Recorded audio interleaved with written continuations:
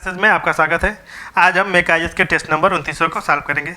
यह इकोनॉमिक्स से संबंधित टेस्ट है। आइए देखते हैं पहला प्रश्न। नीचे दो वक्तव्य दिए गए हैं। एक कथन है और दूसरा क्या है, कारण है। कथन क्या है, मुद्रा अभिमूल्यन किसी देश की निर्यात गतिविधि को हतोत्साहित करता है। कथन क्या है, बिल्कुल सही है। अब क्यों हतोत्साहित करता है, इसके लिए अगला कारण देखते हैं। इसके कारण विदेश से वस्तुएं खरीदना क्या हो जाता है, सस्ता हो जाता है, जबकि विदेशी व्यापारियों को विदेशियों द्वारा देश की वस्तुओं को खरीदना महंगा हो जाता है। तो दोनों के दोनों कथन क्या है, सही है। कथन भी सही है, कारण भी सही है। तो क्या हो जाएगा, ए और आर दोनों सही है। और ए क्या है, ए का सही स्पष्टीकरण आर है, यानी सी ऑप्शन क्या हो जाएगा, इसका सही उत्तर है। अब देखिए दूसरा प्रश्न। मुद्रास्फीति के संदर्भ में निम्नलिखित कथनों पर विचार कीजिए।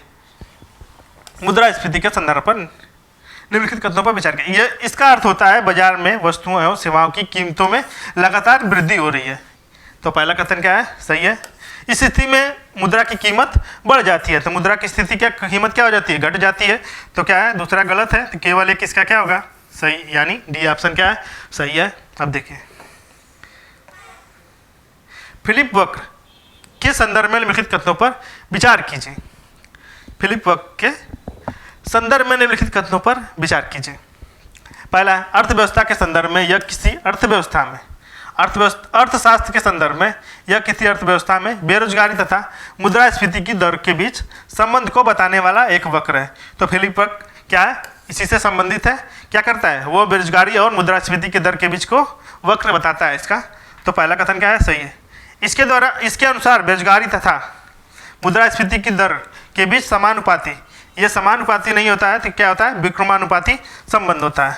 तो दूसरा क्या है, इसका गलत है। केवल एक इसका क्या है, सही उत्तर, यानी सी ऑप्शन सही होगा। अब देखिए चौथा नंबर प्रश्न। उपभोक्ता मूल्य सूचकांक सीपीआई के संदर्भ में निम्नलिखित कथनों पर विचार कीजिए। तो बोल रहा है युग्मों पर विचार। एक तरफ सीपीआई दिया हुआ है, दूसरी तरफ आधार वर्ष दिया हुआ है। सीपीआई औद्योगिक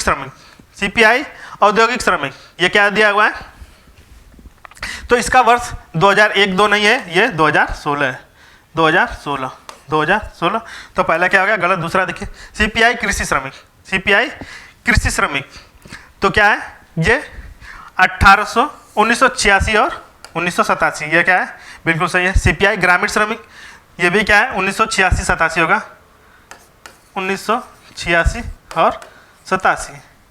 तो तीसरा भी क्या है, गलत है। अब देखिए सीपीआई ग्रामीण शहरी संयुक्त ये 2016 नहीं है, ये क्या होगा, 2012। तो क्या हो जाएगा, केवल दो इसका क्या है, सही है, और क्या है, तीनों गलत है। यानी ए इसका क्या है, सही है। एक युग्म क्या है, सही सुमेलित है। अब देखिए पांचवा नंबर प्रश्न। पांचवा, औद्योगिक उत्पादन सूचकांक के संदर्भ में निम्नलिखित कथनों पर विचार कीजिए। यह केंद्रीय सांख्यिकी कार्यालय द्वारा त्रैमासिक रूप से संकलित किया जाता है। त्रैमासिक नहीं होता है, ये मासिक रूप से। तो क्या होगा, पहला गलत हो गया। इसके लिए वर्तमान में आधार वर्ष 2011-12 है, 2011-12। तो दूसरा भी क्या है, इसका गलत है, न तो एक न तो दो, यानी सी इसका क्या है, सही उत्तर है। अब देखिए छठा नंबर प्रश्न। निम्नलिखित कथनों पर विचार कीजिए। यदि किसी अर्थव्यवस्था के समय के साथ वस्तुओं और सेवाओं की कीमतों में वृद्धि को मुद्रास्फीति कहा जाता है। यदि वस्तुओं और सेवाओं की कीमतों में वृद्धि हो तो मुद्रास्फीति कहा जाता है, सही है। कर की दर और ब्याज की दर बढ़ाकर मुद्रास्फीति को नियंत्रित किया जा सकता है। तो दोनों के दोनों कथन क्या है, यदि कर की दर और ब्याज की दर को बढ़ा दिया जाए तो मुद्रास्फीति को क्या नियंत्रित किया जा सकता है। तो दोनों के दोनों क्या है, सही है, यानी बी ऑप्शन इसका क्या है, सही उत्तर है। अब देखिए थोक मूल्य सूचकांक WPI के संदर्भ में निम्नलिखित कथनों पर विचार कीजिए। इसके आर्थिक सलाहकार कार्यालय वाणिज्यिक और उद्योग मंत्रालय द्वारा प्रस्तुत किया जाता है, यानी प्रकाशित किया जाता है। तो क्या है, बिल्कुल सही है, ये आर्थिक सलाहकार कार्यालय वाणिज्य और उद्योग मंत्रालय द्वारा प्रकाशित किया जाता है, सही है। यह भारत में सबसे व्यापक रूप से इस्तेमाल किया जाने वाला मुद्रास्फीति सूचकांक है, यह भी क्या है, सही है। इसमें सिर्फ वस्तुएं एवं मूल्यों की गणना की जाती है तथा सेवाएं शामिल नहीं है। तो तीसरा भी क्या है, सही है। अब देखिए वर्तमान में इसके लिए आधार वर्ष क्या है, ये 11-12 है। तो क्या हो गया, चौथा नंबर कथन क्या है इसका गलत हो जाएगा, तो यानी ए 1 2 3 क्या है इसके सही है। अब देखिए 8वां नंबर प्रश्न, निम्नलिखित कथनों पर विचार कीजिए। उदारीकरण एक ऐसी नीति है जिसके तहत सरकार अर्थव्यवस्था उदारीकरण एक ऐसी नीति है जिसके तहत सरकार अर्थव्यवस्था के प्रतिबंधों को दूर कर विभिन्न क्षेत्रों के लिए मुक्त करती है, विभिन्न क्षेत्रों को मुक्त करती है। तो पहला कथन क्या है सही है।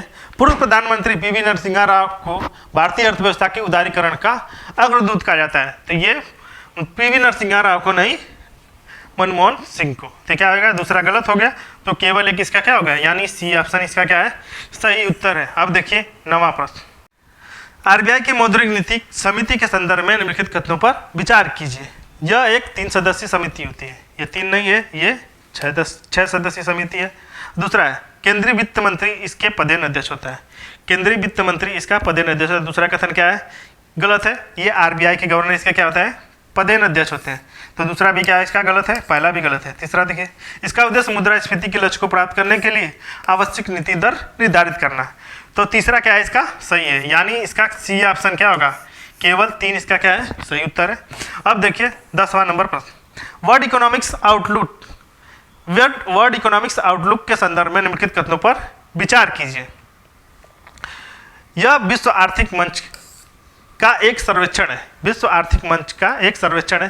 तो ये पहला क्या हो गया गलत है, ये विश्व आर्थिक मंच का नहीं, ये अंतर्राष्ट्रीय मुद्रा कोष का सर्वेक्षण है, अंतर्राष्ट्रीय मुद्रा कोष का, जिसके आमतौर पर 2 वर्षों में प्रकाशित किया जाता है। तो पहला क्या होगा गलत हो गया। यह निकट और मध्यम अवधि के दौरान वैश्विक आर्थिक विकास के विश्लेषण तथा भविष्यवाणी करता है। तो दूसरा क्या है इसका सही है, तो केवल 2 इसका क्या होगा सही, यानी ए ऑप्शन इसका क्या है सही उत्तर है। अब देखिए 11 नंबर प्रश्न, वह धन जिससे अल्पकालिक ब्याज दर अंतर एवं प्रत्याशित विनिमय दर पर बदलाव का लाभ उठाने के लिए देश के वित्तीय बाजारों के बीच तेजी से हस्तांतरित किया जाता है, वह कहलाता है। तो 11वां नंबर प्रश्न का क्या हो जाएगा उत्तर, इसका होता है अति शीघ्र चलायमान मुद्रा होती है ये, तो ये इसका क्या है सही उत्तर है। अब देखिए 12 नंबर प्रश्न, निम्नलिखित में से कौन से उपाय खाद्य मुद्रास्फीति से निपटने में सहायक हो सकते हैं। मांस और डेयरी उत्पादों की अधिक उपभोग, ये अधिक उपभोग से तो नहीं होगा, ये पहला क्या होगा गलत हो गया। अनाज भंडारण में सुधार करना, ये इसके क्या है, ये इसके सहायक हो सकता है। व्यापक किस्म की फसलों को उगाना, ये भी सही है। घरेलू उत्पादन में वृद्धि करना, तो क्या है 2 3 4 इसके क्या है सही है, तो यानी सी ऑप्शन इसका क्या हो गया सही उत्तर हो जाएगा। अब देखिए 13 नंबर प्रश्न, राजकोषीय कर्षण के संदर्भ में निम्नलिखित तथ्यों पर विचार कीजिए।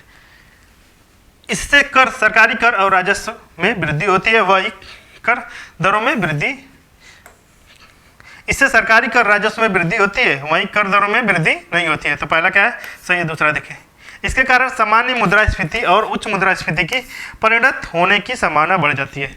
तो दोनों के दोनों कथन क्या है सही है, यानी डी ऑप्शन इसका क्या हो गया सही उत्तर हो जाएगा। अब देखिए 14 नंबर प्रश्न, निम्नलिखित में से निम्नलिखित कथनों पर विचार कीजिए।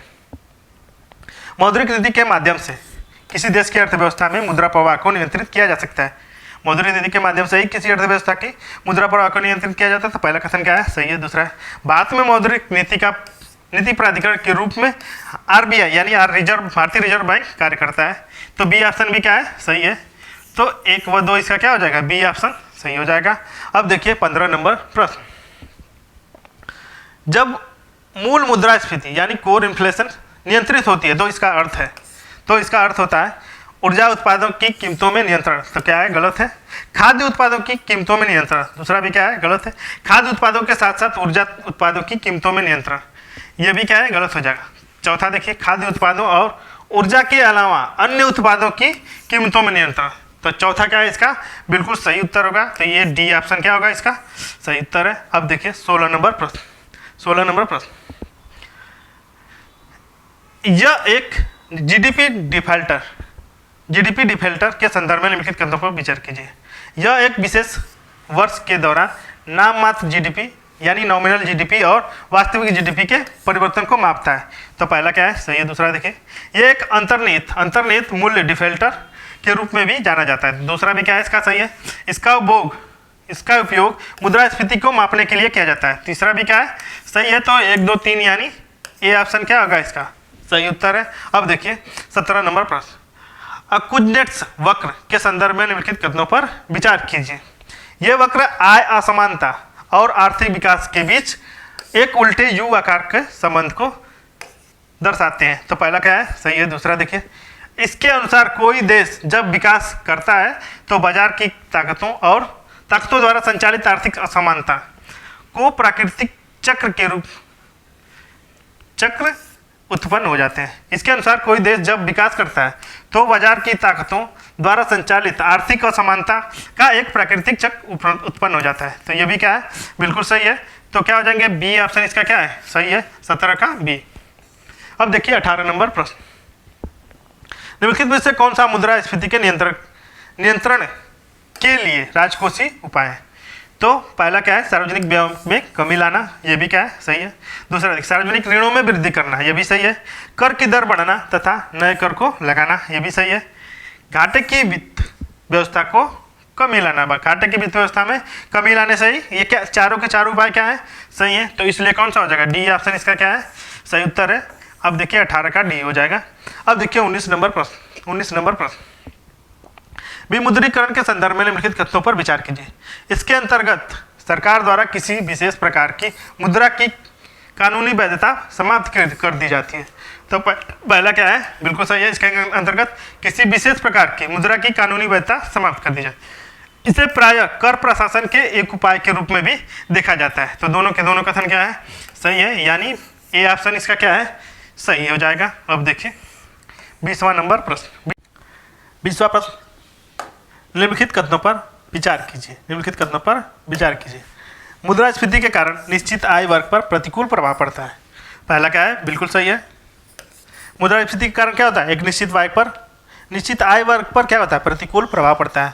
ऋणदाता को मुद्रास्फीति से लाभ तथा ऋणी को क्या होती है, हानि होती है। तो यह क्या है, ऋणी को क्या होगा, यहाँ पे लाभ होता है, ऋणी को लाभ।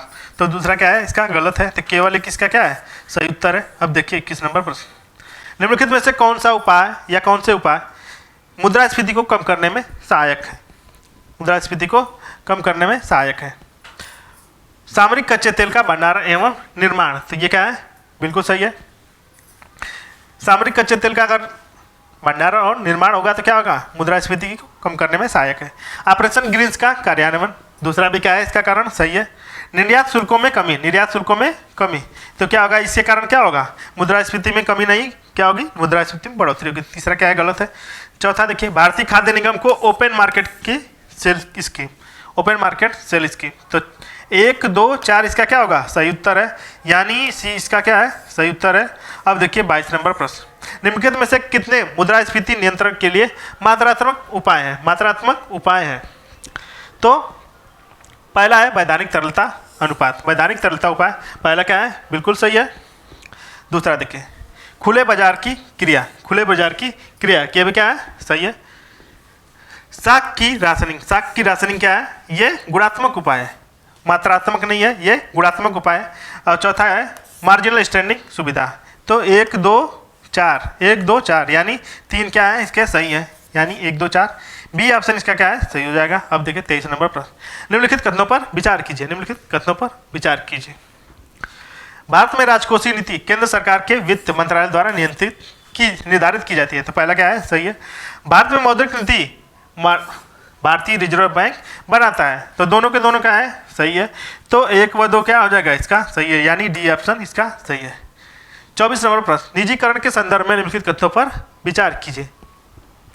इसका तात्पर्य है किसी सार्वजनिक क्षेत्र के उपक्रम के लिए स्वामित्व तथा प्रबंधन के क्षेत्र में निजी क्षेत्र की भागीदारी को प्रदान करना। तो पहला क्या है, बिल्कुल सही है।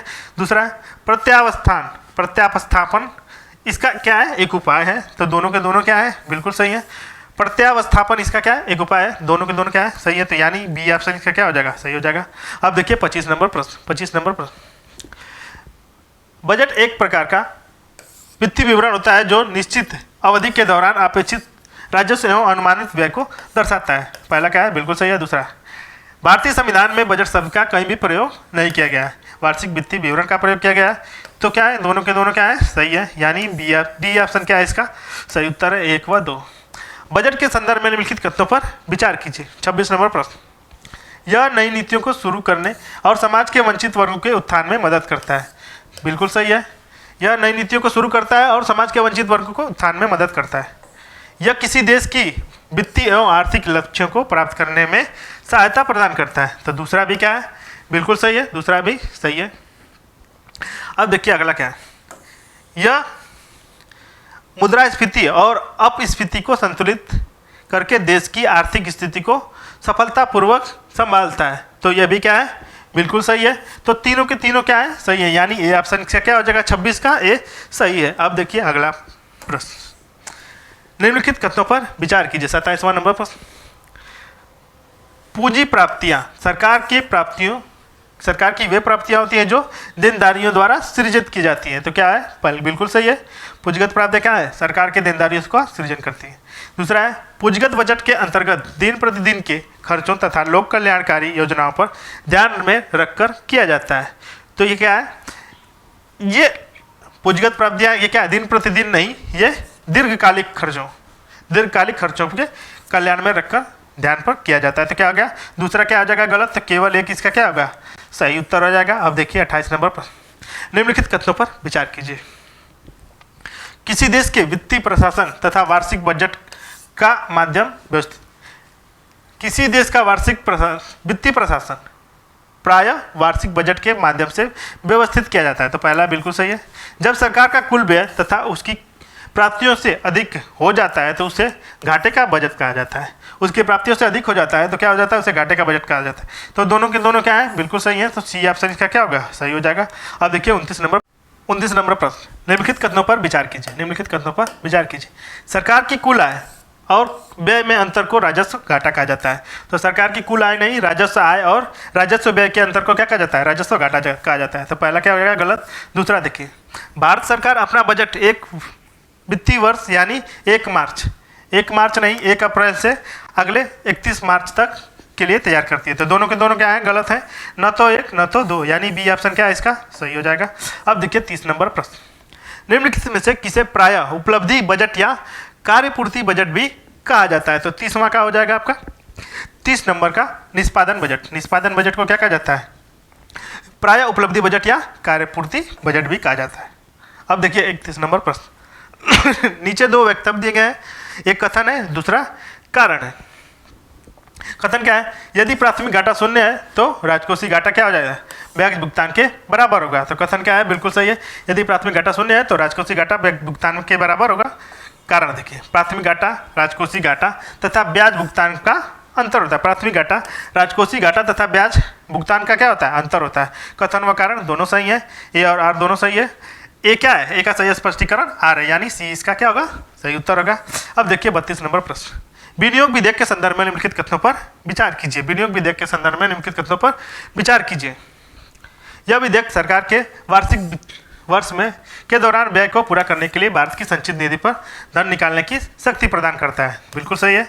इसका प्रावधान भारतीय संविधान के अनुच्छेद 266 नहीं 114 में दिया गया है। तो क्या होगा, दूसरा गलत हो गया, तो केवल एक इसका क्या है, सही, यानी ये ऑप्शन सही हो जाएगा। हम देखिए 33 नंबर प्रश्न, निम्नलिखित कथनों पर विचार कीजिए। भारत का पहला बजट ब्रिटिश शासनकाल के दौरान 1921 में नहीं 1860 में किया गया था। 1860 में प्रस्तुत किया गया था। तो पहला क्या हो गया, गलत। दूसरा देखिए, स्वतंत्र भारत का पहला बजट 1947 के R.A. षणमुखम चट्टी ने प्रस्तुत किया था। तो दूसरा क्या है, बिल्कुल सही है। तो क्या होगा, केवल 2 इसका क्या होगा, यानी ये ऑप्शन सही है। अब देखिए 34 नंबर पर नीचे 2 वक्तव्य दिए गए हैं, एक कथन है और दूसरा कारण है। कथन है, आर्थिक विषमता को कमी लाने के उद्देश्य से बजट में राजकोषीय नीति का एक महत्वपूर्ण उपक्रम के रूप में प्रयोग किया जाता है। तो बिल्कुल सही है, आर्थिक विषमता में कमी लाने के उद्देश्य से बजट के राजकोषीय नीति को एक महत्वपूर्ण उपकरण के रूप में प्रयोग किया जाता है। कथन सही है। कारण देखिए, आर्थिक समानता लाने हेतु बजट में अमीर लोगों पर कर लगाए जाते हैं तथा गरीबों को आर्थिक सहायता प्रदान की जाती है। तो कारण भी क्या है इसका, बिल्कुल सही है। तो ए और आर दोनों सही है और ए क्या सही स्पष्टीकरण आर है, तो यानी बी ऑप्शन इसका क्या होगा, राइट होगा। अब देखिए 35 नंबर प्रश्न, निम्नलिखित में से कौन सा आय व्यय के संतुलन के आधार पर बजट का प्रकार है। 35 नंबर प्रश्न, घाटे का बजट, ये भी क्या है, बिल्कुल सही बजट का प्रकार है। दूसरा है अधिक के बजट, तीसरा है संतुलित बजट। तो तीनों क्या है, संतुलन के आधार पर बजट के प्रकार हैं, यानी 1 2 3, यानी ए ऑप्शन इसका क्या होगा, सही उत्तर होगा। आप देखिए 36 नंबर प्रश्न, निम्नलिखित कथनों पर विचार कीजिए। भारत का आर्थिक सर्वेक्षण वित्त मंत्रालय द्वारा जारी एक वार्षिक दस्तावेज है। बिल्कुल सही है, वित्त मंत्रालय द्वारा जारी एक वार्षिक दस्तावेज है। भारत का पहला आर्थिक सर्वेक्षण 1951 में केंद्रीय बजट के हिस्से के रूप में प्रस्तुत किया गया था। तो दोनों के दोनों क्या है, सही है, यानी बी ऑप्शन इसका क्या हो जाएगा, सही हो जाएगा। अब देखिए 37 नंबर प्रश्न, जेंडर उत्तरदायित्व बजटिंग के संदर्भ में निम्नलिखित कथनों पर विचार कीजिए। इस शब्द का सर्वप्रथम प्रयोग पीटर पायर ने किया था। तो क्या होगा, पहला क्या है, गलत है, ये शून्य आधारित बजट को पीटर पायर ने किया था, तो पहला गलत है। दूसरा देखिए, इसका उद्देश्य राजकोषीय नीतियों के माध्यम से लिंग संबंधी चिंताओं को समाधान करना, तो दूसरा इसका सही है। तो केवल 2 इसका क्या होगा, सही उत्तर होगा 37 का। अब देखिए 38 नंबर प्रश्न, भारत की आकस्मिक निधि के संदर्भ में निम्नलिखित कथनों पर विचार कीजिए। भारतीय संविधान के अनुच्छेद 267 के अनुसार राष्ट्रपति को नहीं, यह संसद को इस निधि के स्थापित करने की शक्ति प्रदान की गई। तो पहला कथन क्या होगा, गलत, क्योंकि यह संसद को शक्ति प्रदान है। यह निधि भारत के राष्ट्रपति के नियंत्रण में होती है। तो दूसरा क्या है, बिल्कुल सही है। तो केवल 2 इसका क्या होगा, सही उत्तर हो जाएगा। अब देखिए 39 नंबर प्रश्न, राष्ट्रीय कृषि और ग्रामीण विकास बैंक यानी नाबार्ड के संदर्भ में निम्नलिखित कथनों पर विचार कीजिए। यह भारत में कृषि एवं ग्रामीण क्षेत्र के विकास के संबंधित शीर्ष एक वित्तीय संस्था है। तो क्या है, सही है, बिल्कुल सही है इसका। अब देखिए, इसकी स्थापना 12 जुलाई 1982 और 1892 में की गई थी। 1882 को बी शिवरामन की समिति की सिफारिश के अनुसार की गई थी। अब देखिए, यह प्रत्यक्ष रूप से ऋण आवंटित करता है। तो ऋण आवंटित नहीं करता है, यह प्रत्यक्ष रूप से ऋण आवंटित नहीं करता है। तो केवल एक इसका क्या होगा, सही, यानी एक इसका क्या है, केवल सही है, यानी सी ऑप्शन इसका सही है। बजट शब्द का उत्पत्ति फ्रांसीस शब्द बोगट शब्द से हुई थी, जिसका अर्थ क्या होता है, चमड़े का थैला। और आज का लास्ट प्रश्न था।